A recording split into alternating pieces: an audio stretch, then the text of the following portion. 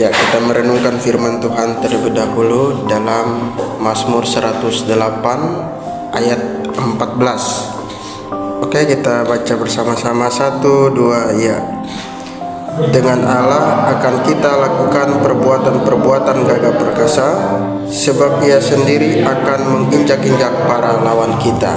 Ya, demikian jawab pembacaan firman Tuhan. Teman-teman, kalau kita baca teks ini, tentunya Mazmur 108 ini adalah mazmur pujian dan juga permohonan.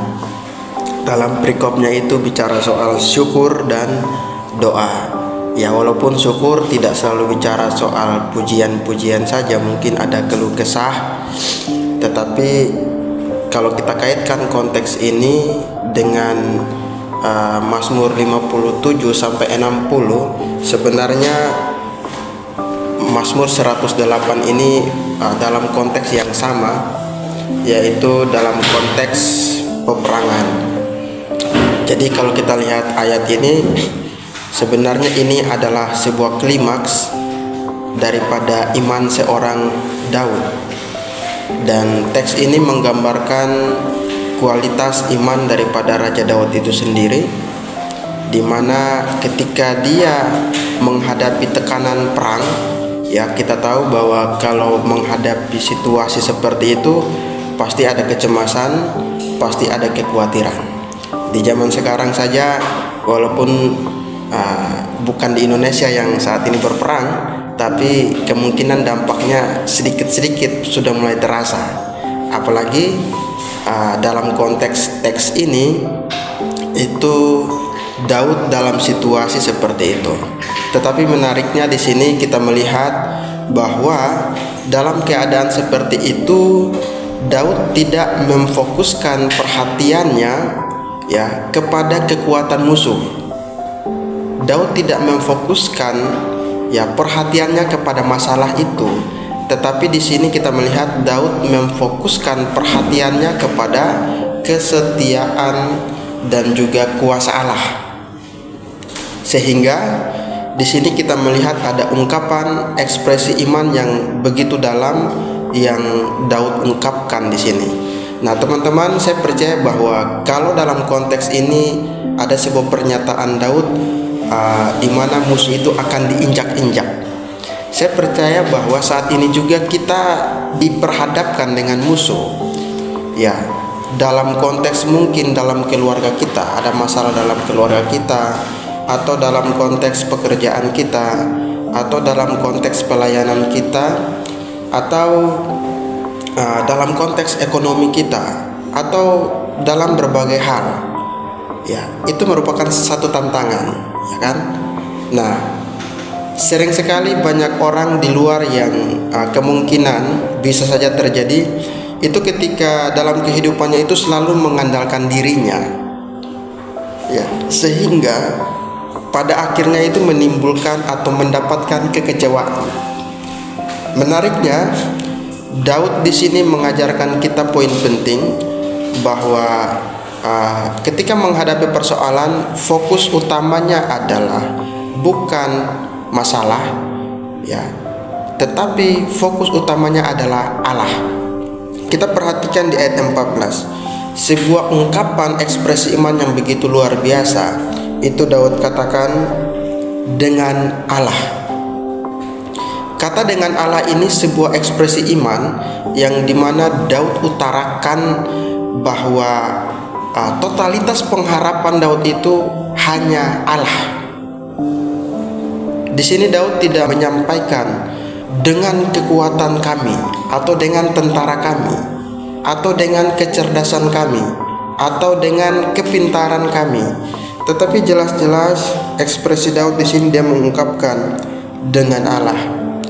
Hal menarik yang kita lihat dalam teks ini, apa dampak ketika kita mengandalkan Allah? Perhatikan di teks lanjutan, itu dikatakan dengan Allah akan kita lakukan perbuatan-perbuatan gagah perkasa. Itu dampak daripada bersama Allah. Artinya kalau kita membuat sebuah statement negatif, artinya bahwa tanpa Allah maka tentunya tidak bisa ya, melakukan perkara-perkara yang besar.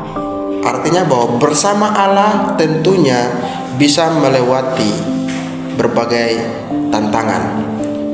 Menariknya di sini, walaupun teks ini dikatakan bahwa dengan Allah, dampak daripada dengan Allah, maka bisa melakukan beragam cara untuk meraih kemenangan. Tetapi menariknya dalam teks ini dia juga mengungkapkan sebuah ekspresi iman. Perhatikan di teks selanjutnya itu di sana dikatakan bahwa sebab ia sendiri akan menginjak-injak para lawan kita. Kita melihat kata sebab ia sendiri ini menunjukkan bahwa Allah itu berperan aktif. Allah sendiri yang berperan aktif. Artinya bahwa Allah bisa memakai kita bukan karena kita.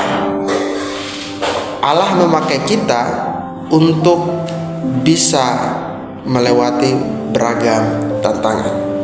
Nah, kalau kita lihat juga teks selanjutnya, sebab ia sendiri akan menginjak-injak para lawan kita, ini menunjukkan bahwa bersama Allah berarti akan melakukan perkara besar, disebabkan faktor utamanya adalah Allah sendiri yang bekerja, ya, dan tentunya akan mencapai keberhasilan total, ya. Jadi kalau kita melihat ada kata menginjak-injak para lawan kita, artinya tidak ada segala sesuatu perkara yang lebih besar dari kuasa Tuhan.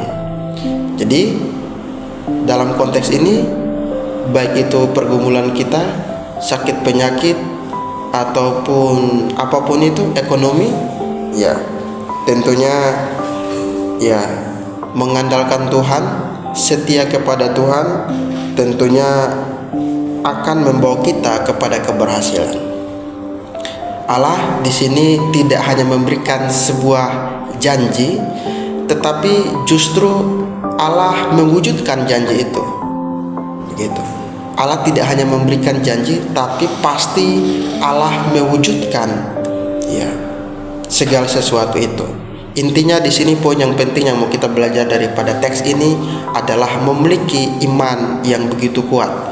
Iman bukan hasil daripada kemenangan. Iman itu bukan hasil dari kemenangan. Karena iman kalau hasil dari kemenangan, artinya kita melihat dulu baru kita beriman.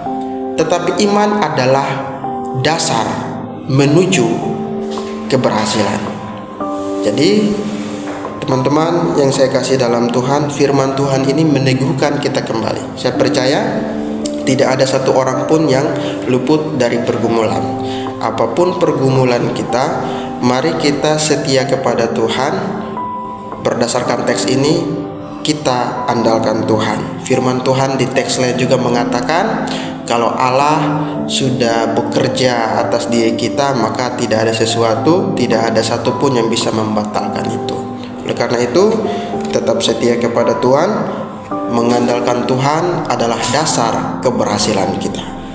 Kiranya firman Tuhan ini memberkati kita. Mari kita berdoa.